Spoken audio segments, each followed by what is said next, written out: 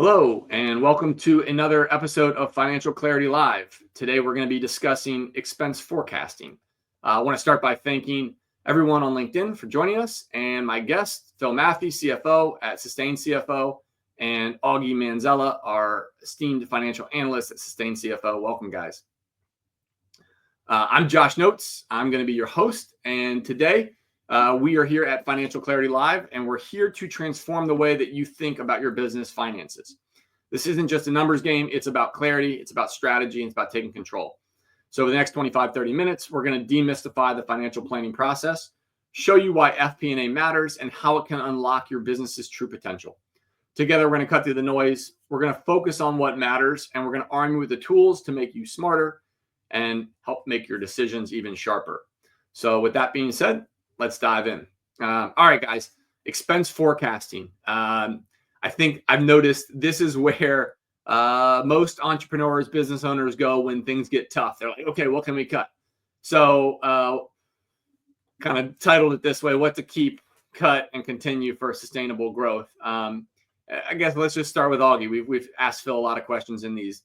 How do you see the expense forecasting and specifically the trimming of the budgets occur? And what do you think third party is the best way to approach this?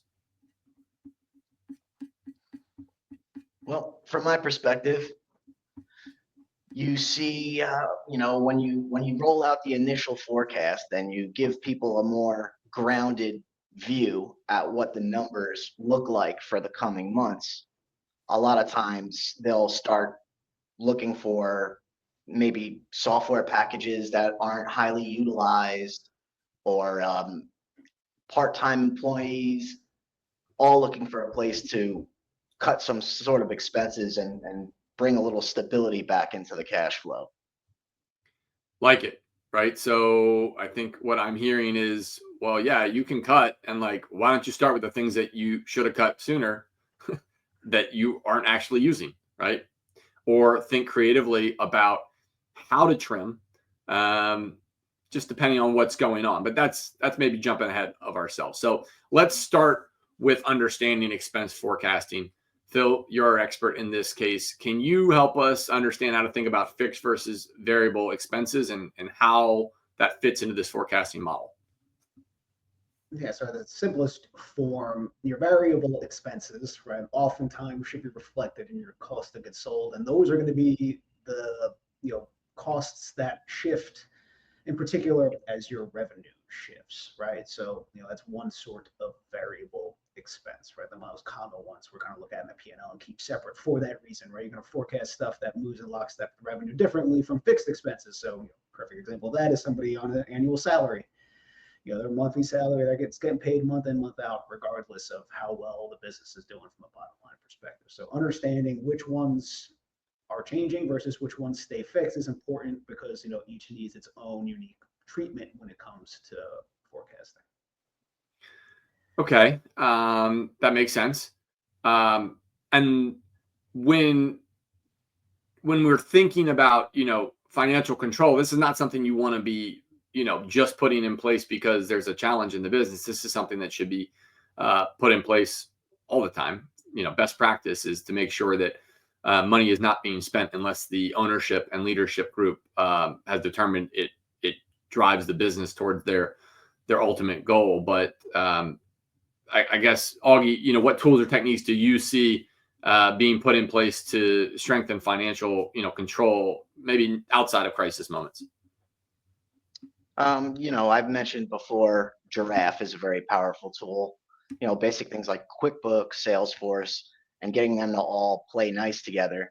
That really helps give you an up-to-date snapshot of any aspect of your business financially at that point in time. Right. You can only manage what you're measuring, and you can only, measure what you're actually keeping an eye on. So that's a good point. So as we look at the roles in expense management, you guys are highlighted on the screen. Obviously, some organizations small enough that the CEO is having to get involved and play roles here themselves. But, Phil, what do you think the primary role, let's call a business, let's just say it's $10 million in revenue. It's a boutique real estate business, what role is their fractional CFO? Should they be playing in the expense management process?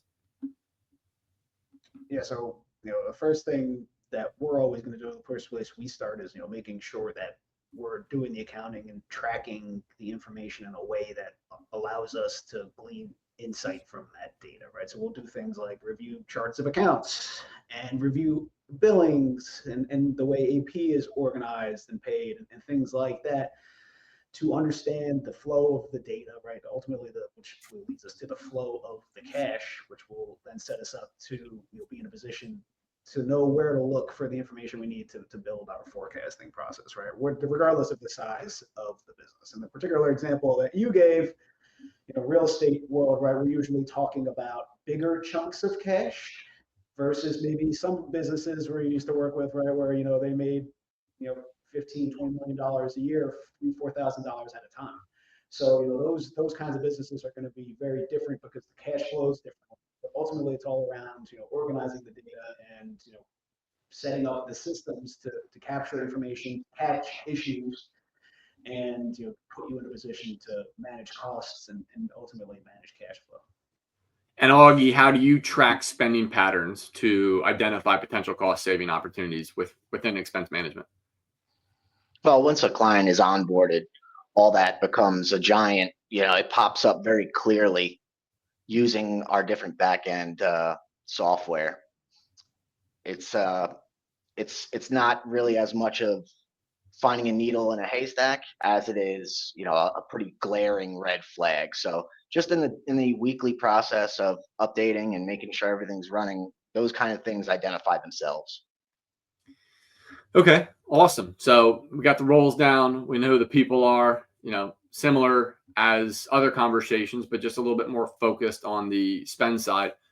So we talked about this last episode in the revenue side of things. The challenges are kind of similar, but they're like looking in a mirror. So one being underestimating cost. Phil, what do you think is the root cause of why folks tend to underestimate cost? Right on. Yeah. So, of whether, if you're asking me which I'd prefer to forecast the cost versus the revenue, because the cost is a lot easier, but there's still, challenges that arise. Underestimating cost is usually, at least what I've seen, on the sales and marketing side, right? If you want to generate a bunch of top line, you're going to need to make sure that you invest in the business, right? So it's not always about just trimming costs, but it's ultimately allocating funds to places where they're most effective. And people oftentimes underestimate the cost it's going to incur to drive the levels of revenue they're looking for. Right? We see this all the time where you go to the sales guy and you want them to deliver 10%, 20% growth year over year. They're going to come back and ask for a budget to support that with additional marketing efforts or more team members or whatever it's going to take to be able to achieve those goals. So that can, if not monitored quickly, we use this term empire building, right, where the team's out there spending a bunch of money to try to support what they think is the ultimate direction of the company. And then, when the dust settles, that wound up being a lot more costly than perhaps, the owner of the business was initially expecting it to be without proper control. Yeah. And I think, boiling this back down to root issues, I think we've seen this a lot where, especially if you outsource the bookkeeping, maybe before we get involved, it hasn't been a high priority. Things are just kind of being thrown in whatever bucket they are. And then, some analysis is done, some information is provided at a first run, but it wasn't in the right place. And so they are making decisions, big assumptions based off of, what a spend was, but in some other bucket that they're not looking at, there's other pieces of the spend. And so that's another way that costs are underestimated or inaccurately predicted. What about, Augie, on the misallocating resources? And now we're not talking fraud here. Obviously, we can get to that in a whole nother section, but just kind of spending things on the wrong things. Whose responsibility is that, and how does that come up on a monthly basis?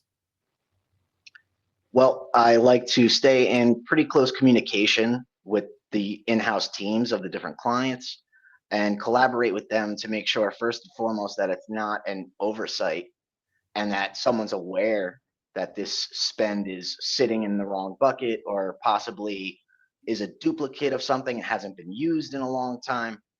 And once everyone is aware, then the team can make solid decisions about where to reallocate those funds. Okay. All right. I got a quick story from the field on the last one, unexpected surges. So, it's been very cold here in the mid-Atlantic of the U.S. And I think, as some folks out there know, I'm in the energy and power business as well. And the price of power, I looked at it earlier this morning, went from what's normally about $60 to $100 a megawatt hour, well over $1,000. So we're talking 10x in the course of an hour of a price surge. Obviously, we've got some industrial clients. We advise them on what to do and how to prepare for that. And most of them are critical infrastructure, so they need to keep the power on no matter what. But, maybe something a little bit less drastic of a price surge or an unexpected surge. Phil, how do you help clients to prepare for these unexpected surges?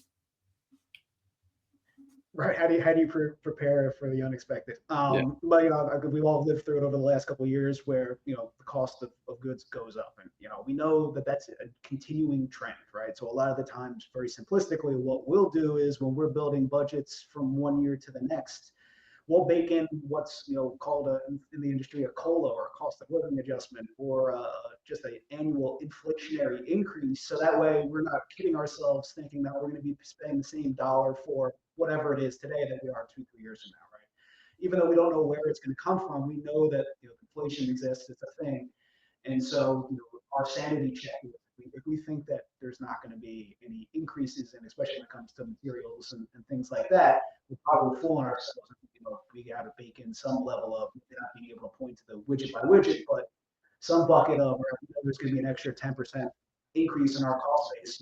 The example you gave was an extreme one, but there's plenty of industries out there where you need to be building in these contingencies, so that in the event where these things do happen, you don't get upside down in your supply chain, and then things are now more costly and you can't get your hands on them, and you're going to be in a tight spot real quick. Yeah, as our client in the energy space who does the advising said to me this morning, it's not the swings and the averages that'll kill you; it's the standard deviations. So I think if you are running your business on power and you don't have an outlook for the future, I encourage you to hire somebody to get one, because the price is going up. But we'll leave that for another session. So let's talk about actionable tips and strategies that can be used here.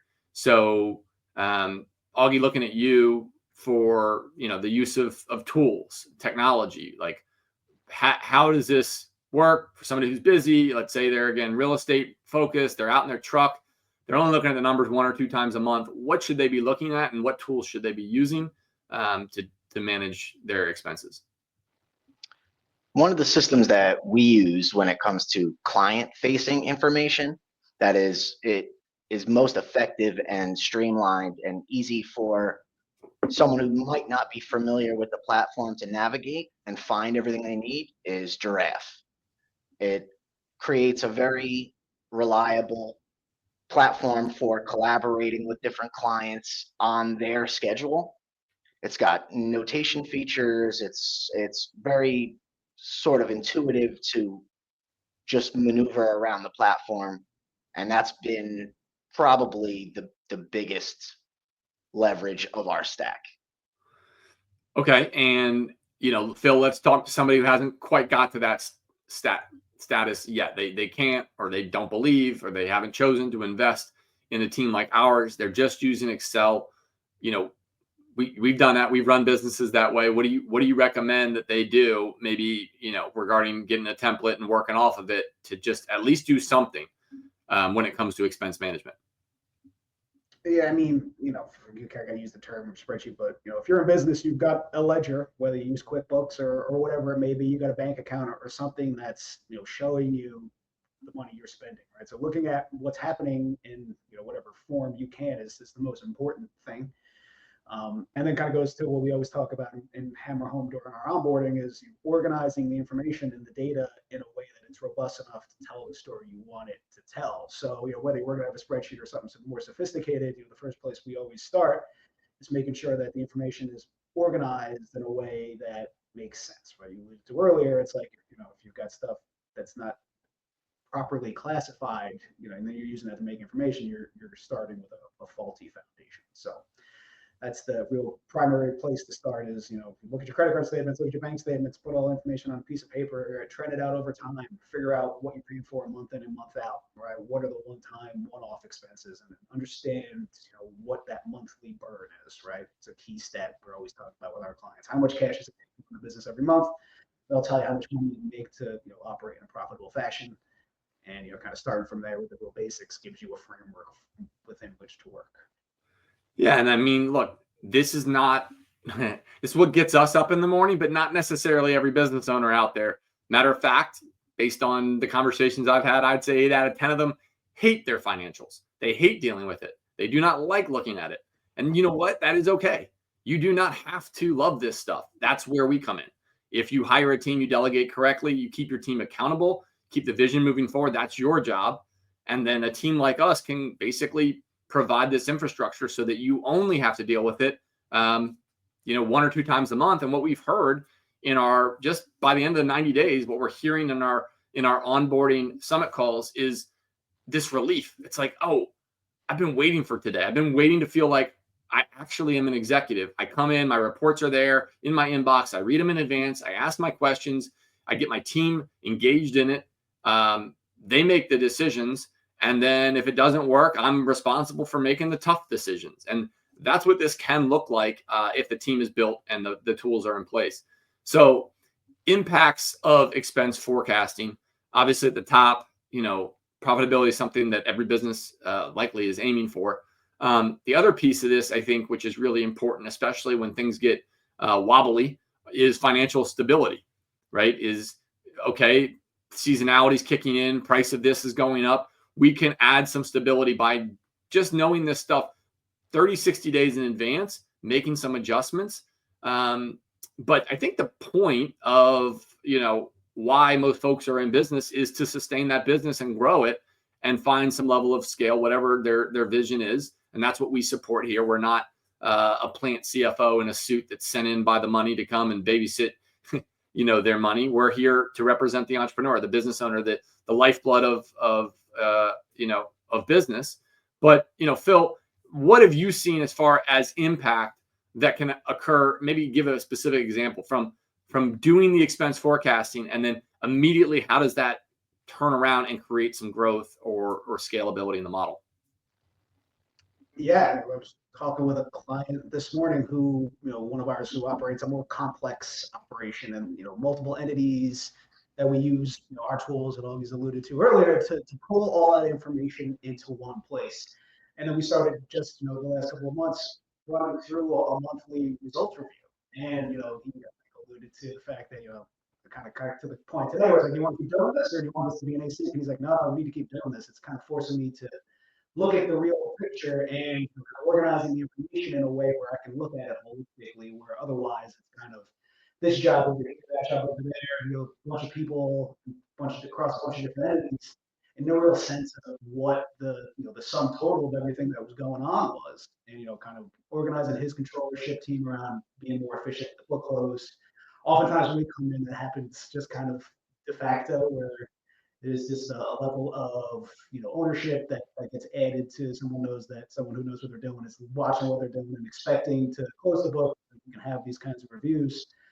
But yeah, for him to understand where he stands, right, what his decisions he's taken across his multiple enterprises, and to be able to view that all in one place is a powerful tool for him to kind of realize what targets need to be in order to sustain himself. And a lot of things come to light as a result of just organizing the information in a way that it tells the full story and shows the whole picture, and not just kind of trying to consume it in a bunch of different pieces that don't add to the total. Yeah, I mean, look, I've been there before as a business owner that did not have financial clarity. I can attest to how lonely that feels, and how my business partners asking about that when I didn't have a system in place felt like an attack, even though that wasn't their intention. So that's what we're talking about here, is affecting with yourself, with the numbers in front of you, and a honest look in the mirror. And when you look at that, we're talking about the business here. and you see things that you don't like, if you were just in the room by yourself, it would be easy to kind of find a distraction, pick up your phone, think about something that's happening positive in sales that might lead to something positive down the road. But when you have a team around you holding you accountable, it's like, hey, let's not move past that yet, because it doesn't seem like we have resolution. It sounds like cost is getting out of control on this item, or this supply chain is starting to slip. Who's our next provider? Are we sure we can get that at the same price? These are the conversations that happen. They are, highly impactful. They don't feel necessarily urgent until they actually occur, and then they can change literally how the business model functions overnight. So we'll keep talking about this today, and we're going to keep hammering on it throughout, because it's ultimately a tough conversation that needs to happen. So controlling costs and aligning spending. This is kind of how you do it. It's a 1, 2, 3, right? Set clear goals. You want to make sure that everybody knows that they're on the same page. They understand what they are being asked to do, and then we can see whether or not they are actually doing that. Identify cost-saving measures.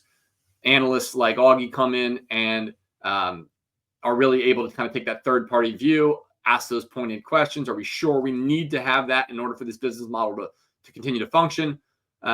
Those type of conversations and cost-saving measures, they do add up, especially if you're running quick. You've got a lot of folks with spending capabilities. Those things can really ratchet up. And then the last part is prioritizing investment. And I don't think we're talking about necessarily buying another business, although we do operate in the M&A space, and we can help businesses with acquiring others or selling themselves or raising capital if that's what they need. But what we're talking about here is prioritizing spend that is an investment in the business. Marketing is, sales is, R&D is. These are things that end up creating growth downstream. So that being said, I want us to kind of bring us in for a finish today, thinking about the unknowns. Phil, you're great. You have some philosophical takes on, how to approach this.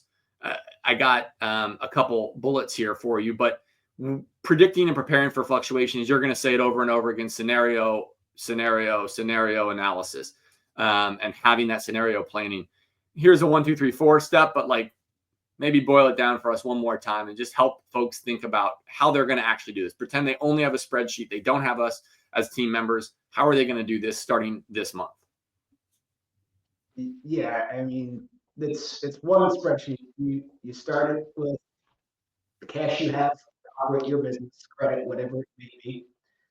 You're going to then lay out all the things you need to run your business, and you're going to lay out all the revenue assumptions you've got, and you're going to come up with a number in terms of what your profitability looks like, right? But you're going to start with the expenses, because that's going to tell you how much revenue you need to earn before you have a profitable business, right? So really all comes down to drawing a line in the sand with the best information you have available, and then hedge that up by 20% because you're probably underestimating. And then kind of backing into, right, how long can I operate with the amount of cash I have in the environment? And answering those kind of questions, and we work with startups and funded startups all the time.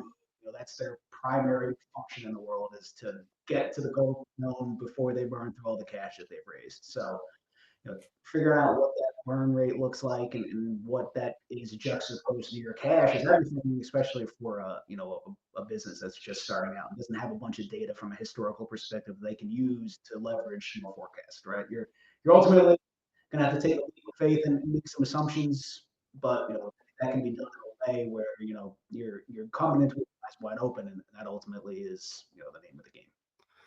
Thank you for keeping it simple. All right, we got a couple questions from the audience. Thank you, those out there listening and writing in with your questions. Got Emily, who's an owner of Greenfields Landscaping. Obviously, there's some seasonality depending on where she's located. She wants to know, how can I ensure my expense forecast account for seasonal spikes in cost? How can I ensure my expense forecasts for the seasonal spikes in cost? Augie, what do you have to say to that? You've looked at a lot of seasonal businesses. First step is identify. And you might have some sort of idea where a general sense of seasonality exists, but you want to really crunch the data, find out on a more granular level And once they're identified, you can make decisions based on the short term, the midterm, longer term, as to, are we allocating in a responsible manner? Yeah, I love that. And with, we're talking about seasonal business. In this case, seasonal means weather, weather means climate, climate is changing. What we're talking about here is like, do you stop cutting the grass because it's November, or do you stop cutting the grass because the average daily temperature dropped beneath 44 degrees? I even got a thumbs up on that one. So like, that's the type of data that you could then pull up, and next October, you've got it in your forecast and you're looking at, a little bit more than the phone forecast that you've got, the one that tells you 3-4 weeks out. And hey, we can keep the crews running for an extra 3 weeks and keep cutting grass because that's what it says in our contract. So these are just examples of getting to the root of the information. Well, key takeaways is and next steps. So obviously starting somewhere with expense forecasting is better than closing your eyes and hoping it all works out. We've talked about the variable versus fixed component to this. Talked about how to deal with seasonality. We've talked about, not just doing broad-based cuts, but really looking for why and how things are driving the business forward. I guess, Phil, I'm going to give you the final word. If somebody has one takeaway from today about expense forecasting, what should it be? I used to work with a wiser man than myself who always said, expense walks on 2 legs. So if you're not holding folks accountable, that the expenses are going to start to run away from you. So, unless you're the only one in the business who is looking at a checkbook every single time a decision's made to spend money, making sure that accountability is there and everyone understands what the overall objectives are is super important. And with that, I want to thank you out there, the listeners on LinkedIn, for participating. I want to thank my guests, Phil Maffei and Augie Manzella. I want to encourage anyone out there who's enjoying these insights to get them every single week by joining our newsletter, Finance in 5, for weekly tips, updates, and Q&A from the episode. I encourage you to join us next week on 3 p.m. on Wednesday for Financial Clarity Live, where we're going to be jumping into the CFO's role in setting the forecast. So with that being said, thank you very much and have a great day.